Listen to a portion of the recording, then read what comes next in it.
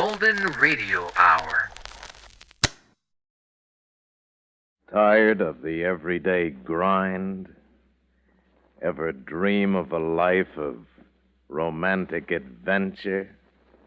Want to get away from it all? We offer you Escape. Escape, designed to free you from the four walls of today for a half hour of high adventure.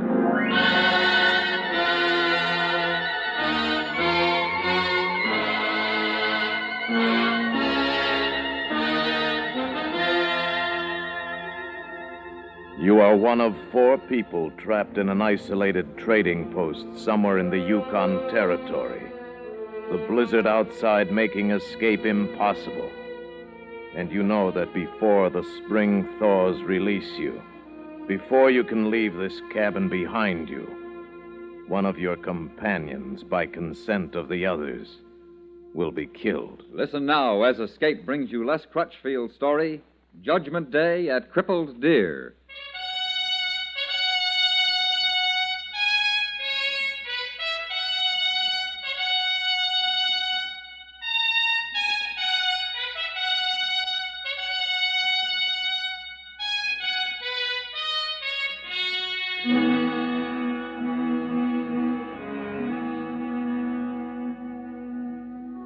I think it most unlikely that you ever heard of Crippled Deer Crossing, and you would have great difficulty locating it on a map, even though the Yukon, for the most part, is vast and empty. Crippled Deer is a trading post, one sprawling pine log building, nothing more. But it's been my home and my business for 20 years now, and in the course of time I have grown fond of it, even grown fond of the bitter cruelty of the Great North. Yes, fond, too, of the long winters, snowbound, dark, when the trappers and miners have all gone outside, and we wait alone for the coming of spring. But of one such winter I am not fond. I still wake at times from dreaming of it, lie shuddering and fearful in the darkness. That was the winter of the black snow, when the horror came moaning on the wind and no man could look in another's eyes without shame and loathing and hate. Listen, LeClaire. Listen to it. I know that sound and the gray skies and the black in the west. It's going to hit us before tomorrow morning. Oh, it's close, all right. What do you think, Joe? Many wolf track in snow last night. Much hunting. Bear now asleep. I think maybe one day, maybe 2, then big blizzard come. All right, 2 days then. That's still cutting it too close. He ought to be here by now. Real anxious, ain't you, Bella? Just can't wait. Honey, what's Marco got that we ain't got? You wouldn't know, Higgins. You would, though, wouldn't you, sweetheart? At least he's got a civil tongue in his head. And he's also got a lot of things you'd give your right arm for, Higgins. He knows how to laugh and live and how to make other people laugh and live. I'll bet he does. And he knows how to treat a woman. Yeah, any woman the way I hear it. You shut that mouth of yours right now or I'll make you wish you had. You will, Well, Higgins, in a day or two now the blizzard comes, close the trails, and we here, then all of us together the rest of the winter, here this one building, no way to get out. I tell you once and for all, I will not have this kind of feeling. Then let him shut up. Can't take a joke. That's enough, Higgins. He's got a right to be worried. I'm worried myself. Marco and Blakey don't have enough grub up there. If they get snowed into that mine, they can't possibly last out the winter. And that blizzard is close. Should have come down by now. I was just funning her, LeClaire. Sorry, Belle. Then watch what you're saying. Don't worry. They'll make it all right. Why, Marco Moore knows more about this country and the weather than most people. No talk. Hear sound. Well, what is it, Joe? Dog team. Sled coming. Marco. Must be Marco and Blakey. Where's those binoculars? Maybe we can see them when they come through the gap, huh? Higgins, help me open the window. Might not be them, Belle. Could be Robertson. Not him. He's too smart a Mountie to get snowed in this far from Dawson. Come on, push. All right, here. Let me see now. It's nearly too dark to... Hey, there's a sled, all right, coming out of the gap. It's them. It is them, isn't it? I can't quite make... No. No, it's only one man. A Maori. No, not Robertson. It's Blakey. But Marco's not with him. What? Blakey coming in alone. Alone? 2 partner go. 1 come back very bad. No, shut up, Joe. Don't pay any attention to him, Bell. Marco is all right. He better be. For Blakey's sake, he better be.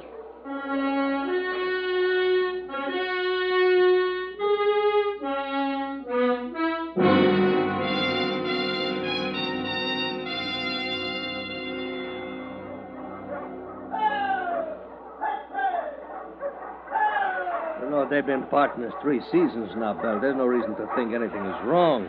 You look dog team, lead dog. Marco's dog. What? He's right. It's that big husky with the white star. Marco got him 2 years ago. Start up the man, gents. Bring up the girl.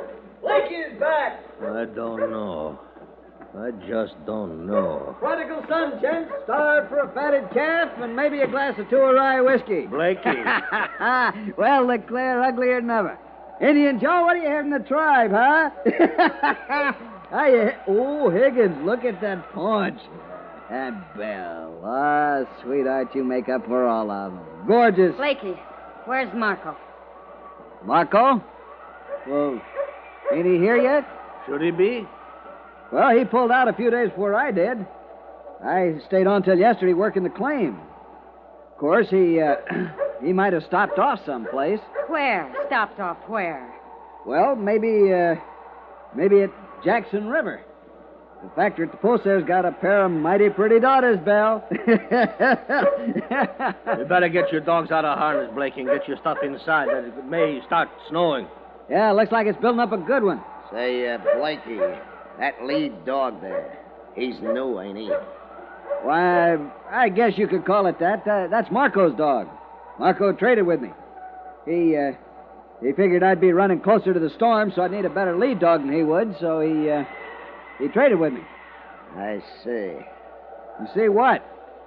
What's this all about? You act like it's a matter of life and death.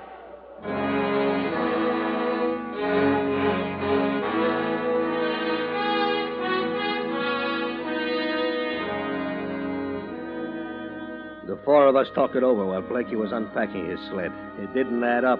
We agreed on that. At least it didn't add up the way Blakey was claiming. He was a born liar, we knew that, and Marco should have been at the trading post by now, even if he had stopped off at Jackson River. When Blakey came in, we ate, and then we waited some more. Still no sound of another dog sled or Marco. Wind seems to be slacking off some. Blizzard ain't far off. Wind always slacks off first. Who's for a game of pinochle? Well, what's the matter with all of you? You ain't spoke one decent word to me since I got here. Anybody think I was a wolf that sneaked in out of the woods or something? Well, why don't somebody say something? How'd you get that bruise under your eye, Blakey? How'd you get that bruise?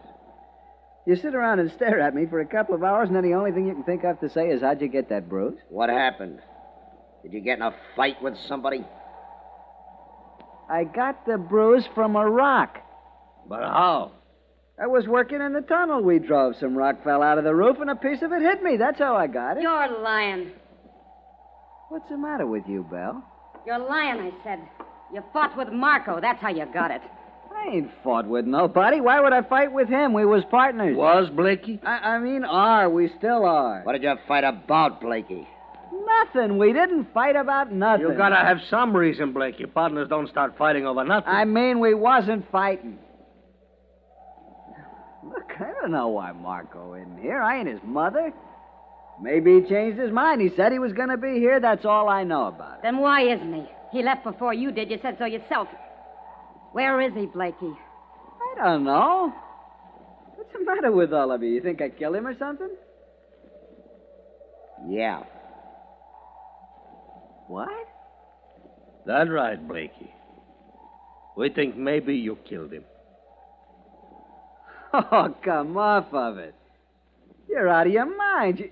You're kidding. That's what it is, a joke, huh? Me, killing old Marco. That's a laugh for you. You're going to tell us about it, huh? About what? There ain't nothing to tell. Now, look, if I had done something... Why would I come straight here where you're all friends of his, where you're expecting him? Where else would you go? Well, to Jackson River. They don't have room to put a man up. All right, I could head for Dawson or south to Whitehorse. Storm too close, no time. Here only place. All right, answer me one thing. Why? Why do you think I'd kill him? Show him, LeClaire. Yeah. This might be the reason, Blakey. You've been going through my stuff. You got no right. We did it anyway. Now, what about this? I was going to tell you about that. I figured I'd wait and make it a kind of surprise. Surprise. It's rich quartz, Blakey. Must have opened up quite a pocket. It's the richest lode between here and Mackenzie Bay. Not rich enough for two? Marco didn't even know about it. I stumbled onto it after he'd already left. That's why I was keeping it for a surprise. These two, Blakey? Were you keeping these for a surprise? I gave him those gloves and that writing tablet. And I knitted that pair of socks last winter. Well, he told me to pack up anything he'd missed, bring it along. That proves he was figuring to come here. Why? Well, look, I know you're worried about Marco and all. Do you? But you're thinking the wrong way, all of you. You're all wrong. You're mixed up. You're saying you didn't kill Marco, but you ain't saying it very good. Joe, show him what you found in the sled. You've got no right to bother my things. This. That's your knife, Blakey? It was a fox. I shot it on the trail. Skinned it for the dogs. That's how the blood got on it. You skin fox. What you do with skin? I left it. I'm a miner, not a trapper. I don't know anything about skins. Now, look, the whole bunch of you. I'm getting fed up with this. Questions, accusing me. What do you think you are, a court of some kind? I don't have to answer anything. I ain't on trial.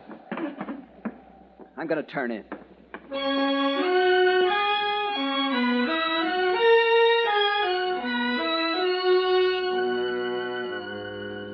Next morning, the barometer dropped again, and we knew that blizzard would hit any minute. All that day, we sat huddled around that wood stove, not talking, just thinking about Marco and Blakey. And just after dark, Blakey went outside to settle his dog team. By the time he came back in, we decided.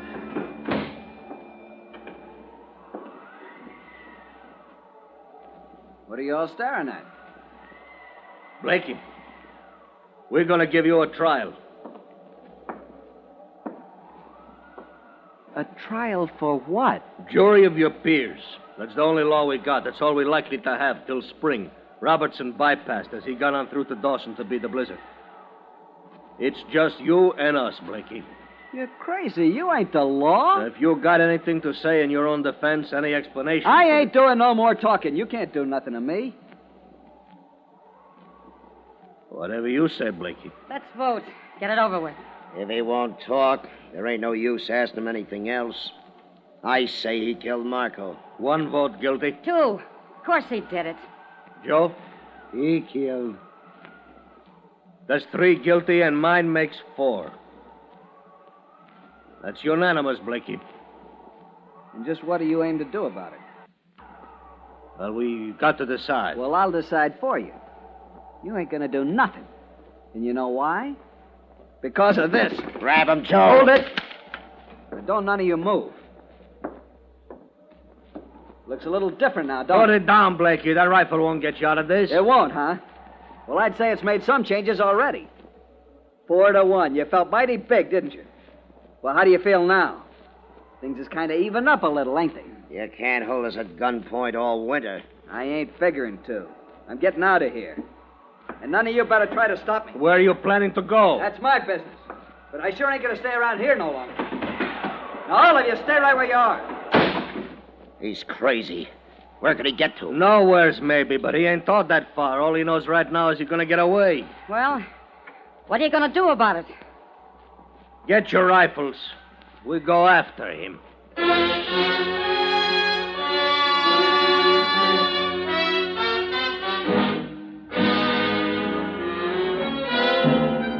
You are listening to Judgment Day at Crippled Deer, tonight's presentation of Escape. Saturday night on CBS Radio's thrilling Western series called Gunsmoke, meet United States Marshal Matt Dillon. Marshal Dillon faces another problem this Saturday, a problem as real and vital as the Old West itself, and just as full of action as well. Don't miss the exciting, unusual drama on CBS Radio's Gunsmoke, Saturday night on most of these stations.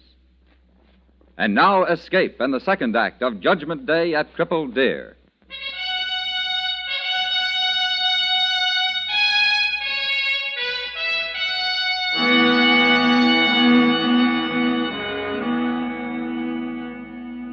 Tracking down a fellow man is not a pleasant thing, even though he's crazed with fear. But there was no choice. The four of us stood a moment longer looking at the door that had slammed shut behind Blakey, and then... Ready? Yeah, let's get it over with. Come on. Don't let him get away. Joe, you see, can you pick up his trail? He couldn't have got far. He ain't had enough time. Here. What? Tracks start here. Come. It's pitch dark to me. How can you see any tracks? Me see. Come. He seems to be heading back up the trail. On foot, without even snowshoes. He's out of his mind. Guilt and fear, they do funny things to a man. Leave trail now. Turn this way. Into the woods. Come. Run. Get away from them. That's all he could think about there in the cabin. Crazy, clean out of his senses. Go on back. Stay away from me. He's holed up in that storage shed up on the creek bank. I saw the flash. Why don't we leave him there? Let him get snowed in. Let him starve. No. When a man begins to starve, he gets dangerous. He has that rifle, and there's a whole case of ammunition in that shed. He could hang around the cabin and pick us off one at a time. Me go. Me bring him. You think you can slip up on him, Joe? You talk. Shoot guns.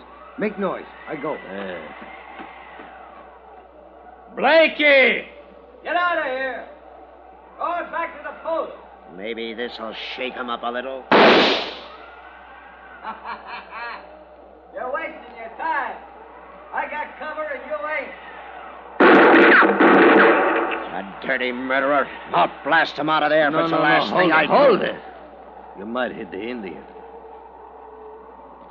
Why don't you tell us about it, Blakey? About Marco. Get it off your chest. Where did you bury him? I didn't bury nobody. You mean you left him for the wolves? You don't stop saying that, I'll get every last one of you before... Hey, Joe must have got inside. You come now. Everything all right. No trouble. You come. All right. Let's go get him.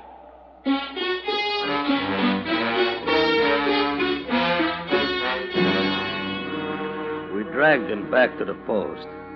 We tied his hands together behind his back and locked him in one of the bunk rooms. Then we sat, the four of us. We didn't say much, not looking at one another, knowing what we had to decide, putting it off as long as we could. And then it was Belle, who had been in love with Marco and was ready not to go to pieces any minute, finally brought it out in the open. We can't sit here and put it off all winter. We got to decide what we're going to do. Get it over with. I suppose you're right. You know I'm right. What's the matter with all of you? What are you afraid of? It's a big responsibility, Belle. Not from me. Maybe you can feel sympathy for him, but I don't. He don't even count. 100 of him would make up for Marco. Perhaps you're right, Belle, but what I was thinking, storm ain't hit yet, and as long as there's a chance Robertson will still come, well, maybe we ought to wait and leave it to him. After all, he's a law. It's his job. Redcoat no come now. Blizzard too close. He go very fast to Dawson. No one spend winter here. Joe is right. We can't figure on turning Blakey over to the police. Robertson's already probably in Dawson. And we can't try to keep him prisoner clear through the winter. I guess we all agree on that. You know what I agree on. So I guess we better make up our minds, huh? Mine's made up now. You know that. Yes, I know that, Belle. Law of my people say, man who kill friend must die always. I don't know, LeClaire. Killing a man in a fight or a battle when you're crazy mad, that's one thing. But doing it in cold blood like this, well, it ain't easy to face it. It ain't the same. I guess we all feel that way about it. None of us want to do it. It looks to me like we don't have much choice. We don't, and the sooner the better. I don't know. The Mountie might still come. Make up your mind, Higgins. If you're afraid, say so. Well, it ain't that. You agree with the rest of us then, or don't you? Yeah, I agree. Well, it's settled then. Well, we might as well get it over with, huh? How are you thinking to do it, LeClaire? Well, hanging, that's the usual way, I guess. That roof pole outside the front of the cabin, we could take him up on the roof and tie the other end of the rope to that pole. And then make him step off. How much of a fall does it take? I only seen it done once, down in the States. Wouldn't do to have it go wrong. No call for him to suffer any more than this. No, we'd do careful. We plan it all out. Stop talking about it and do it. Do it and get it over with. We're going to, Belle. Well, get on with it. Oh, Joe, get a ladder up against the eaves out there, huh? Higgins and me, we cut a piece of rope. Good.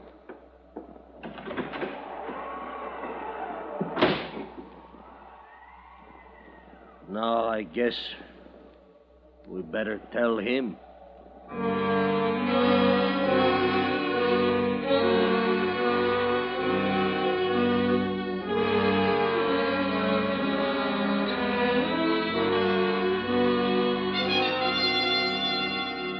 Hang me? You've decided to hang me? Blakey. You don't even know what you're saying. People don't sit down and decide they're going to hang somebody and expect to get away with it. You can't take the law into your own hands. You're just making it harder for us, Blakely. Harder for you? I'll make it harder for you when Robertson shows up. Robertson ain't gonna show up. You're out of your minds. We gonna have to drag you, Blakey?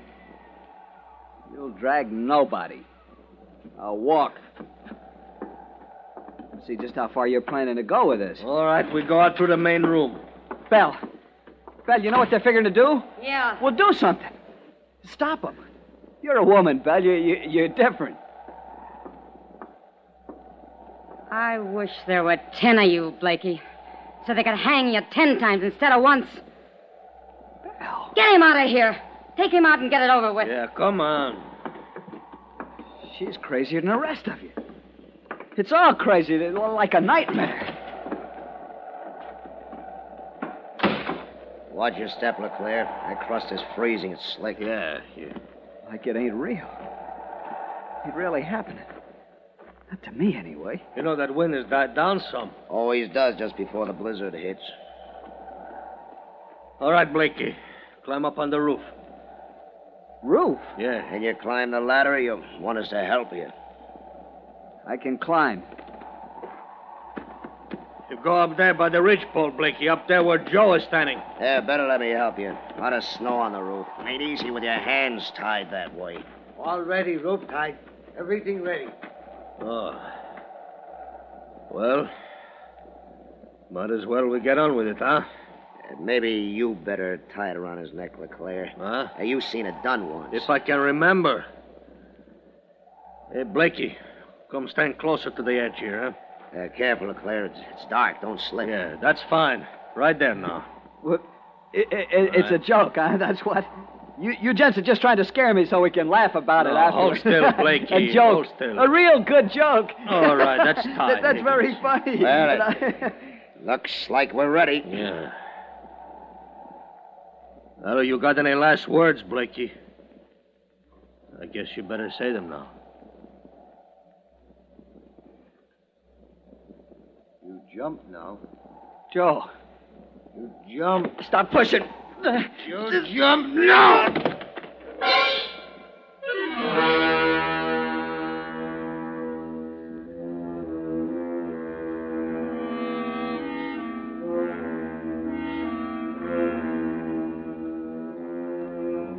We went inside. We left him swinging there, figured to take him down in daylight and bury him. I opened a bottle of brandy and we drank some fast in gulps. We needed it because it wasn't easy to do it. Not in cold blood that way. It didn't change much either when we stopped to think about it. It didn't bring Marco back to life, killing Blakey. Even Belle, who was crazy for revenge, was feeling sick. Then we got to thinking about Robertson, too, how he never missed stopping by before on his last trip out to Dawson. And then Joe heard it. Dogs! Here, dogs! Sled come! Robertson. I told you we ought to wait. Now we're in for We it. gotta do something. We gotta think of something to tell him, make up a story. What, with Blakey still hanging out there? What story? But we gotta do something. All we can do is tell him the truth and hope he sees it the way we did. He's an old-timer in the North. He'll understand. We'll make him understand. He'll be snowed in with us here. All us together for the rest of the winter. We'll make him understand. We did right. At least we know it. I think he will. Got a steak and a drink for a hungry man? Well, Marco. why all the surprise? I promised you I'd be here, didn't I, Belle? Stopped over a couple of days in Jackson River. Dang near got snowed in. Say, did Blakey make it all right? He was going to leave the mine a couple of days after I did.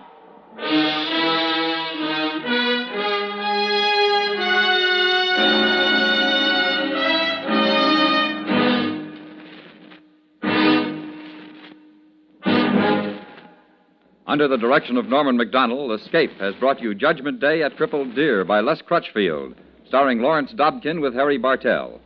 Featured in the cast were Lou Krugman, Georgia Ellis, James Nusser, and Clayton Post. Your announcer, George Walsh. The special music for Escape is composed and conducted by Leith Stevens. Next week.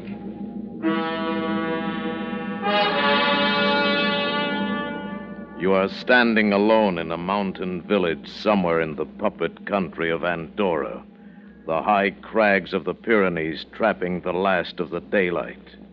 And you know that in one of the stone houses facing you, behind one of the doors that is closed against you, is a beautiful woman whom you must find before she meets her death. So listen next week when Escape brings you Kathleen Height's story, The Wall.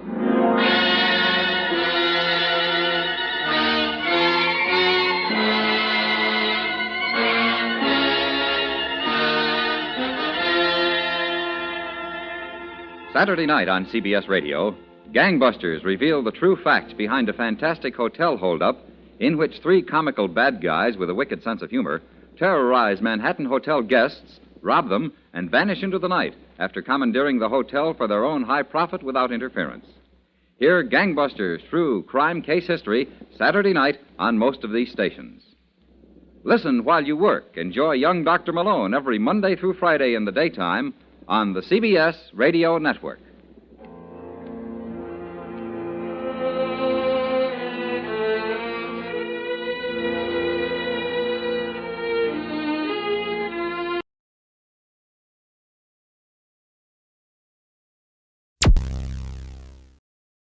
Thank you for listening.